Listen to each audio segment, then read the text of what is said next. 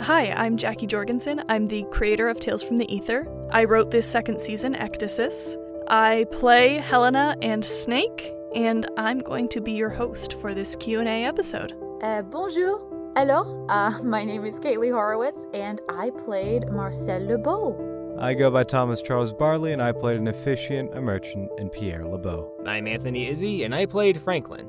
I'm Emily Foulger, and I played Customer. What choices did you make for your character's voice, and what does it reveal about them? So I think one of the big things in my characterization of her and some of the choices I made was just keeping that sweetness alive in her voice. Like, she's just such a sweet little bean to me. She's optimistic. She might not know exactly what's going on, but she's very hopeful, you know? That's all she can do. And sort of that inner naivety of wanting to trust oneself, even if it might not be the best for the situation overall, but you gotta listen to your heart, you know? That's Marcel. So keeping that sweetness, keeping that youth, because she is a young woman, very prominent in her voice, as well as that sense of joy. Like, she is very excited about things and very sassy and cute and playful, which was something I really enjoyed playing with her, was that kind of energy, because that's what I do a lot too. So I connected with her very much in that regard. Do you want to have dinner with me? Tonight? Sure. Yeah. Okay. What are you making? I haven't gotten that far yet. I like surprises. Well, yeah, I knew that. Of course you did. And boy, will you be surprised. I'm sure. I should... Yeah. Me too. Okay. All right. For Franklin, I wanted him to sound like a nobleman, but deep down, there is a sly nature to him. He's the kind of guy who you think is a friend, but if he's not up to it, he's not going to help. So Franklin, I don't want him to sound despicable, just comically selfish. He doesn't want to help out, but he doesn't want to hurt your feelings. So he's all, I have this thing, so maybe next time. Bye. When I was first auditioning for Customer, I wanted something that, since it is more of a background character, wasn't going to really stick out or have any sort of particular accent, but still had a fair bit of life to it. So I really leaned into my natural voice and just filling it with energy there. So I decided to make Pierre have a higher-pitched voice because when I was auditioning for him, I remember the description of his personality said that he was a goofy dad. And to me, that meant that I couldn't go sort of with my lower range. I couldn't have him be down here and all intimidating because, I mean, if he's a goofy dad, he could be down there, but it seemed more natural to just have him have a higher-pitched voice, more akin to a younger person. He's sort of a Pierre, he is nutuleux, but he still has a little bit of bass to his voice. To me, Pierre also seemed like the type of person that would have his heart out on his sleeve. He really wouldn't hold anything back. And he didn't seem like the type of person to lie, which is why in the early parts of that scene with Sebastian, he's hesitating a lot. It's because he doesn't know how to get into this conversation, but he really wants to, and he doesn't want Sebastian to think he's leading him on to something else, and a lot of emotions that man is feeling right then. Can I ask you something a bit personal? Oui? How long have you known us now? 2 years? 2.5? I noticed, you seem... You and... Do you like Marcel? Of course. She's a very nice girl. I mean, do you find her attractive? She's... Do you have intentions with her? For Helena's voice, I wanted her to start off energetic and optimistic and perpetually excited, perhaps. And then once at the end of episode 1, once her whole world changes, I felt it was important that her voice change with that there's perhaps even a slight strain to the voice, as one might have if there is a physical snake wrapped around your neck, but also emotionally, mentally, that she kind of grows darker and deeper and wearier. Then once she meets Sebastian, I wanted his influence to sort of bring life back to her voice a bit, bring some rediscovered hope. For Snake, I thought it was important that she's always sort of internally sneering and snickering at Helena, even if her words come out like a kindness. That she has this like, this is okay, but this is really what's going on, this is what you should do. That inside she doesn't have Helena's best interest at heart, and that there's a part of Snake that is what Helena received from Edwin, that Snake is to Helena part of Edwin, and she may not be aware of that, but Snake then has to sort of be an extension of Edwin, an extension of being this like villainous character. Don't rush it. Wouldn't want to fall. Just stay there, Helena. I'll be right up. No, it's fine. Really. I won't rush it. All right, sweetheart. Just don't fall. What was the most exciting or challenging moment or aspect of performing your character, and why?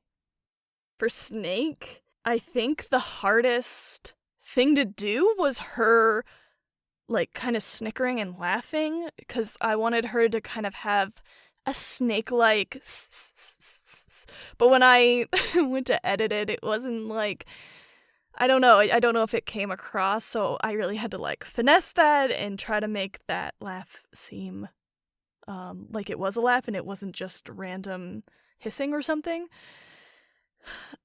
Anyway, I feel I feel like it's nice that the emotional moments or the actual acting wasn't too challenging, but that's the part about also editing this series is and you know, having that sort of mind as I'm trying to perform is that I'm like, okay, but is this coming across? And it needs to like communicate what I want it to communicate. The most challenging part of playing Helena was in episode 3 when she encounters a bear and she has to scream. And that was challenging because I was just screaming bloody murder alone in my house, really worried my neighbors were going to hear it and be very concerned. So my solution was to do the performance, do a take, and then like laugh maniacally like a weirdo. So that everyone would know, like, hey, there's nothing going on in there. One of the more challenging aspects of Customer was because she is a background character, she doesn't have a full character arc. So it was finding a way to bring this fully fleshed out character and really make her known in just those short couple of lines and have her come to life in that little bit of time. One of the most challenging things for Marcel, for me, is voice acting in a French dialect. I did take French for many, many years, like all through 6th through 12th grade. Trying to do voice work with a dialect like French or Cockney or like Scottish or Irish, for me, is one of those very tricky balancing acts of making sure that I'm like, I sound like I am from this place. Like, this sounds like that dialect, but you can also understand what the heck I'm saying is a really tricky thing for me. And French is one of those dialects that lands in that potential muddy waters of either it sounds right, but you can't understand it, or I'm trying to make sure you're understanding the words and we're losing the dialect and I have no idea, like, where you're from. So just getting back into that challenge with the accent was a little bit tricky at first, but I think we got to a place where it was understandable as well as French. How did your performance develop as your character developed? Or how does your character influence the development of the scene they're in and the characters around them? So both the most exciting and the most challenging part of playing Pierre was the accent. When I auditioned, my French accent was very basic. I was stuck in this one cadence that was getting irritating for me to hear. So I ended up spending a couple nights in bed, closing my eyes, and going over a French accent and trying to come up with random phrases to throw out. And eventually, I think I got it, and I'm genuinely happy with how the French accent turned out, and I hope you enjoy it too. I think the more time that I got to spend with Marcel and learning about who she was, I was able to find more moments to really just, like, be in that headspace with her, to really, really feel for her, and be able to act her through that, because she is such a impulsive, like, instinctual kind of character, and sometimes I get a little bit reserved. I'm very much in my head trying to figure things out, and she is much more leading with her heart. So I feel like the more time I worked with her, and also just as the relationship that she was very interested in continued to grow, definitely allows her to open up more, and she really comes out of her shell and is so much more comfortable in her situation as that relationship sort of blossoms around her. So definitely having that timeline, that track to follow, not only just made it make sense as a character arc, but also as a performer, like really connecting with that, like, wait, no, I thought what we had was good here. Wait a minute. Even though he only has one scene, you got him figured out. He can be friendly, but he is numero uno. He's out for himself. Oh, Franklin, is that you? Fancy meeting you here. Have you met my daughter, Helena? Sorry, must be going. Got something to... another time. I think I touched upon how Helena develops and that Snake doesn't develop when I was talking about, like, what choices I made for their voice. I think, having recorded this through a pandemic, that had some influence on how Helena experiences her panic and her trauma and the world, how she feels like she's been treated by the world. And even in that, even though she never gets rid of Snake, she has no vision of being able to get rid of Snake, that there still can be hope, that there still can be some light in her life. But that was a process of her discovering that, and her having someone like Sebastian who helps her discover that, and people in her life who are fighting for her, whether she realizes it or not, and her kind of realizing that and finding that, even if they are imperfect people, that they're in her corner. I think those, like, external factors developed how I wanted to portray Helena in even, like, simple moments of just spending time with Sebastian. I thought it was important that those moments that you hear a little bit of hope in her voice again, a little bit of laughter, a little bit of fun, even though she's struggling. And then by the end, she's built up all of this fight to really break through and find what she's looking for in life. I really like the inclusion of Customer, because she adds a little bit of that catty, small-town, nosy gossip, which helps to move the story along, but I think also sets the scene on what kind of town this is and who the people are outside of those main characters, kind of what those influences and kind of what the main characters grew up in around them. Hey, you don't happen to know the Abbotts, do you? No? Who? Live in the house on the hill just south of here. He's an MP. Oh, I know of them, sure. Well, it seems as though there's been some indiscretion on the part of their daughter.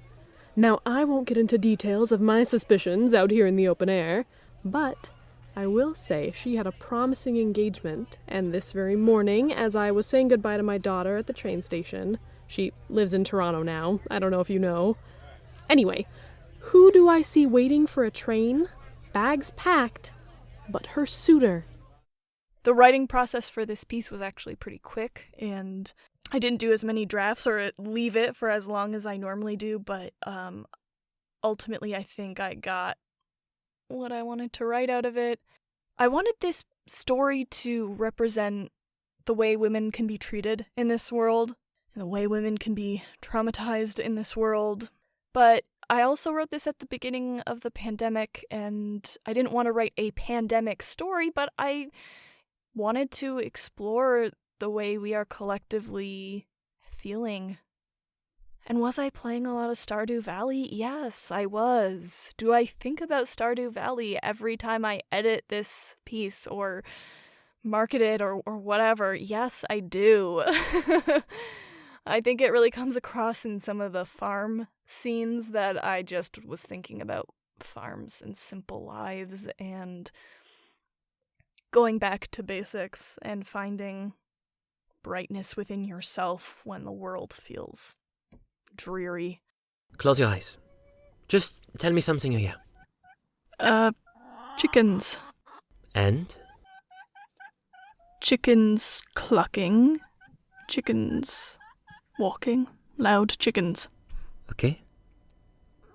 Do you hear the Ottawa River in the distance? Yes. Now I do. And what about the wind blowing? Yes. And what else? I can hear your breathing. And mine, obviously. The birds.